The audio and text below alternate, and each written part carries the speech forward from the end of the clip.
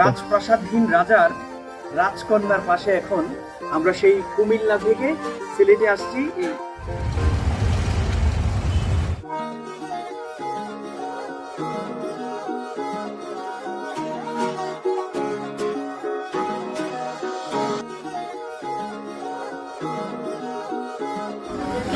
মাইশা কেমন আছো? কালো একটা জামা আনবো, কন্ডিশন দেখে আদাবর থেকে ঘুরিয়ে আইছি, গেছিলাম একটা ড্রেস কিনা। আচ্ছা আচ্ছা।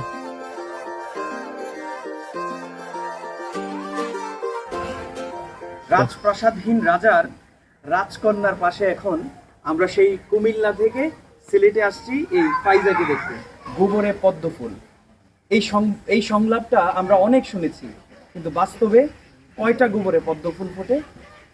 আজকে আমরা সেই গোবরে পদ্ম ফুল ফোটার সেই গল্পের রানীর কাছে আমরা শুধু সিলেটে চলে আসছি।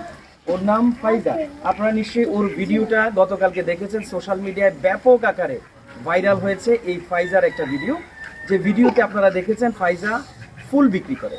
ফুল বিক্রি করতে করতে একটা সময় তার হাসিটা এমনভাবে ক্যামেরায় ফুটে ওঠে যে হাসি দেখার পর সমগ্র বাংলা ভাষাভাষী আমরা যারা আছি সবাই ওকে এত ভালোবাসা দেখাচ্ছি যে ভালোবাসায় আসলে মুগ্ধ। সিলেটের রাজকন্যা ফাইজা আক্তার মাইশা, এবং যে মাইশার আসলে কিউট হাসি দেখে পুরো বাংলাদেশ পাগল হয়েছে, এবং ইতিমধ্যে হাজার হাজার লাখ লাখ কিন্তু ওর ভক্ত হয়ে গেছে আমরা যেমনটা দেখতে পাচ্ছি। এবং বিশেষ করে এই খবর শুনে কিন্তু সোশ্যাল মিডিয়া দেখে কিন্তু বাংলাদেশের জনপ্রিয় content creator Tipu Chowdhury, SK মিডিয়ার সেই কন্টেন্ট ক্রিয়েটর কিন্তু কুমিল্লা থেকে কিন্তু সিলেটে এসেছেন ফাইজাকে এক নজর দেখতে এবং তার খোঁজ খবর রাখতে।